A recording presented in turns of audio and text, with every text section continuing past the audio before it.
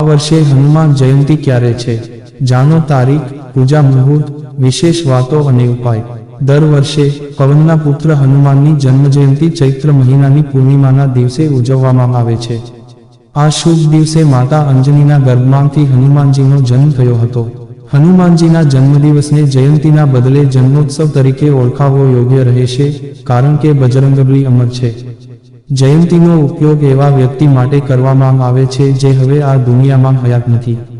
હનુમાનજી એવા ભગવાન છે જેમને જો સાચા હૃદયથી યાદ કરવામાં આવે તો દરેક સંકટમાં ભક્તોની રક્ષા કરે છે, તેથી તેમને સંકટમોચન કહેવામાં આવે છે. હનુમાન જયંતી 2024ની તારીખ, સમય અને મહત્વપૂર્ણ માહિતી જાણો આ વિડીયોમાં. અને જો મિત્રો તમને અમારો વિડીયો ગમે તો લાઈક, શેર, સબસ્ક્રાઇબ કરો. ધન્યવાદ. હનુમાન જયંતી ક્યારે છે? આ વર્ષે હનુમાનજીનો જન્મ દિવસ 23 એપ્રિલ 2024 મંગળવારના રોજ છે. જ્યારે હનુમાન જન્મોત્સવ મંગળવાર કે શનિવારે આવે છે ત્યારે તેનું મહત્વ અનેક ગણું વધી જાય છે. આ બંને દિવસો બજરંગબલીને સમર્પિત છે. આ દિવસે હનુમાનજીનો વિશેષ આકર્ષક શણગાર, સુંદરકાંડનું પાઠ, ભજન, ઉપવાસ, દાન, પાઠ અને કીર્તન કરવામાં આવે છે. હનુમાનનો જન્મ ઉત્તર અને દક્ષિણ ભારતમાં 2 તારીખે માનવામાં આવે છે. પ્રથમ ચૈત્ર માસની તિથિ છે અને બીજી કારતક માસના કૃષ્ણ પક્ષની તિથિ છે. હનુમાન જયંતી મુહૂર્ત. પંચાંગ અનુસાર ચૈત્ર પૂર્ણિમા તિથિ 23 એપ્રિલ 2024ના રોજ સવારે 3:25 શરૂ થશે અને 24 એપ્રિલ 2024ના રોજ સવારે 5:18 સમાપ્ત થશે. હનુમાનજીની પૂજાનો સમય સવારે 9:03 બપોરે 1:58 સુધી. પૂજાનો સમય રાત્રે 8:14 થી સવારે 9:35 સુધી. હનુમાન જન્મોત્સવ પર શુભ યોગ. નક્ષત્રોની વાત કરીએ તો હનુમાન જન્મોત્સવ 23 એપ્રિલ 2024ના રોજ ચિત્રા નક્ષત્ર રાત્રે 10:32 સુધી ચાલશે. આ પછી તરત જ સ્વાતિ નક્ષત્ર શરૂ થશે.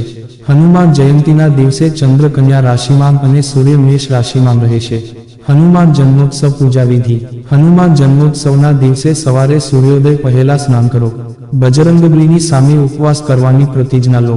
આ દિવસે પીળા કે લાલ રંગના કપડાં પહેરવા શુભ હોય છે. હનુમાન જન્મોત્સવના દિવસે ચમેલીના તેલમાં સિંદૂર મિક્સ કરીને બજરંગબલીને ચોલા ચઢાવો. ચમેલીના તેલનો દીવો પ્રગટાવો અને ગુલાબના ફૂલની માળા અર્પણ કરો. હનુમાનજીને આખી સોપારી અર્પણ કરો. પૂજામાં બજરંગબલીનો પ્રિય પ્રસાદ ગોળ અને ચણાનો સમાવેશ કરો. બુંદીના લાડુ પણ ચઢાવી શકાય છે. હવે 7 વાર હનુમાન ચાલીસાનો પાઠ કરો. આ દિવસે ઘરમાં રામાયણનો પાઠ કરવો શ્રેષ્ઠ છે.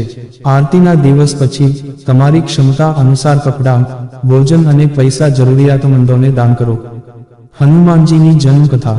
શાસ્ત્રોમાં એવું વર્ણન છે કે રાજા દશરથે પૂર્ણાહુતિ પછી ઋષિ શૃંગીના યજ્ઞમાં અગ્નિદેવને મળેલી ખીરને 3 રાણીઓમાં વહેંચી હતી. એટલામાં એક ગરુડ ત્યાં પહોંચ્યું અને તેની ચાંચમાં પ્રસાદ ખીરનો કટોરો ભરીને ઉડી ગયો. આ ભાગ અંજની માતાના ખોળામાં પડ્યો હતો જે કિષ્કિંધા પર્વત પર ભગવાન શિવની પૂજા કરી રહી હતી. માતા અંજનીએ આ પ્રસાદ ગ્રહણ કર્યો. એવું માનવામાં આવે છે કે તેના પરિણામે દેવી અંજનીના ગર્ભમાંથી હનુમાનજીનો જન્મ થયો હતો. બજરંગબલીને વાયુપુત્ર પણ કહેવામાં આવે છે. ઉપાય. વડના ઝાડનું એક પાંદડું લો અને તેને સારી રીતે સાફ કરી લો. ત્યારબાદ પાંદડાને ભગવાન હનુમાન સામે રાખી દો. પૂજા કરો અને ત્યારબાદ આ પાંદડા પર કેસરથી પ્રભુ શ્રીરામનું નામ લખો. પૂજા સમાપ્ત થયા બાદ આ પાંદડાને પોતાના પર્સમાં કે પછી પૈસાઓની જગ્યાએ રાખી દો. એમ કરવાથી તમારી આર્થિક સ્થિતિમાં સુધાર આવવા લાગશે. જો મિત્રો તમને અમારો આ વિડીયો પસંદ આવ્યો હોય તો લાઈક, શેર, સબસ્ક્રાઇબ કરવાનું ભૂલશો નહીં. આવા નવા વિડીયો જોવા માટે અમારી YouTube channel Gujarati Hindi motivational સ્ટોરીને સબસ્ક્રાઇબ કરો. બાજુમાં રહેલ બેલ બટન ક્લિક કરો તેથી તમને અમારા નવા વિડીયોની નોટિફિકેશન મળે. ધન્યવાદ.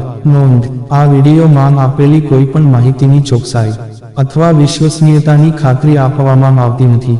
આ માહિતી જ્યોતિષ, પંચાંગ, માન્યતાઓ અથવા ધાર્મિક ગ્રંથો જેવા વિવિધ માધ્યમોમાંથી એકત્રિત કરવામાં આવી છે અને તમારી સમક્ષ રજૂ કરવામાં આવી છે.